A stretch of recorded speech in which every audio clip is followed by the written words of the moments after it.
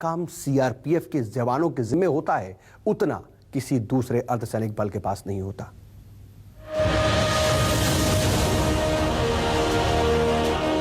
देश की सेवा के लिए अर्धसैनिक बलों के जवान अपनी जान तक की परवाह नहीं करते,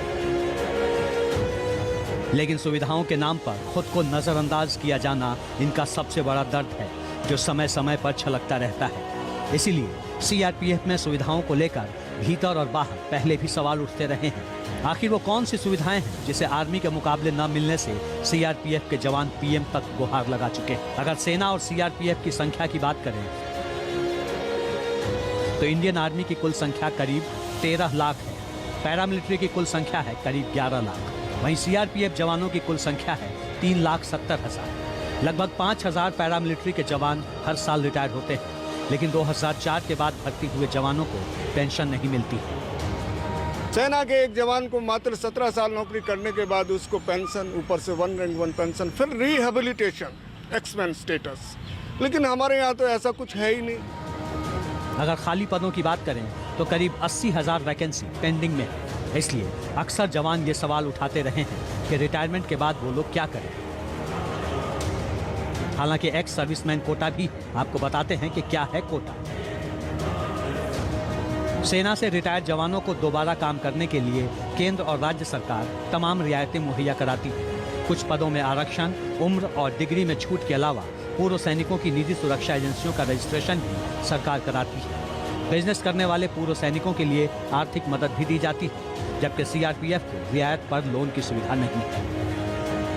जो आर्मी के जवान हैं वो तकरीबन 20% तो तनख्वाह ज़्यादा लेते हैं। उसके अलावा उनको 1 रैंक 1 पेंशन है। उसके अलावा उनको जो है आर्म्ड फोर्सेस के बहुत सारे बेनिफिट है, छुट्टी उनको ज़्यादा है और तनख्वाह करीब 20% जैसे मैंने बताया उनको ज़्यादा है।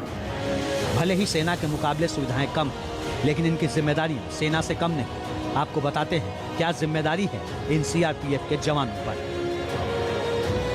सीआरपीएफ को अलग अलग तरह की जिम्मेदारी दी जाती है, जिसमें भीड़ को नियंत्रित करना, दंगों से निपटना, आतंकियों को मार गिराना, आतंकियों के खिलाफ ऑपरेशन चलाना, माओवादियों से निपटना, हिंसक क्षेत्रों में चुनाव के दौरान राज्य पुलिस के साथ कंधे से कंधा मिलाकर काम करना, युद्ध काल के दौरान आक्रामक तरीके से लड़ना और प्राकृतिक आपदाओं के समय बचाव और राहत कार्य करना।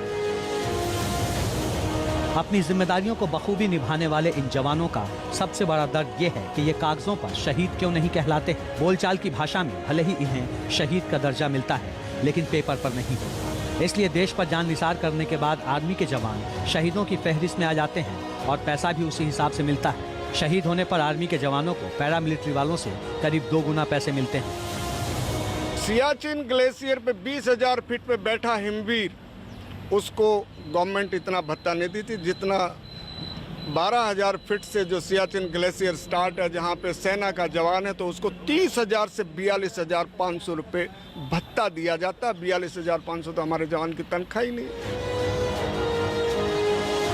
आर्मी के जवानों को शहीद होने पर पेट्रोल पंप या गैस एजेंसी मिलती है, लेकिन पैरामिलिट्री फोर्स के जवानों को ये नहीं मिलता। सबसे बड़ा फर्क ये है कि राज्य सरकार डिफेंस सर्विस में सिर्फ आर्मी को मानती है और शहीदों को राज्य सरकार नौकरी देती है, लेकिन पैरामिलिट्री के जवान शहीद होते हैं तो राज्य सरकार नौकरी भी नहीं देती, सिर्फ केंद्र सरकार नौकरी देती है। आर्मी में अधिकारी के शहीद होने पर उसके परिवार में नौकरी कमीशन लेवल पर मिलती है, लेकिन पैरामिलिट्री फोर्स में कोई भी नौकरी दे दी जाती है।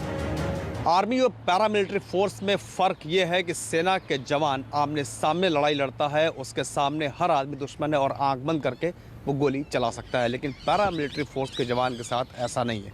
सीआरपीएफ का जवान डिस्टर्ब सिविलियन एरिया में काम करता है और दुश्मन जो है सिविलियन के बीच में छुपा होता है। ऐसे में सीआरपीएफ या पैरामिलिट्री फोर्स के जवानों की चुनौतियाँ कई गुना ज़्यादा होती हैं और समय के साथ और ज़्यादा बढ़ गई हैं। उस हिसाब से कई तरह की सुविधाएं अब उनको चाहिए, जो कि फिलहाल नहीं मिली हैं। प्रशांत देव के साथ ब्यूरो रिपोर्ट, न्यूज़ 24।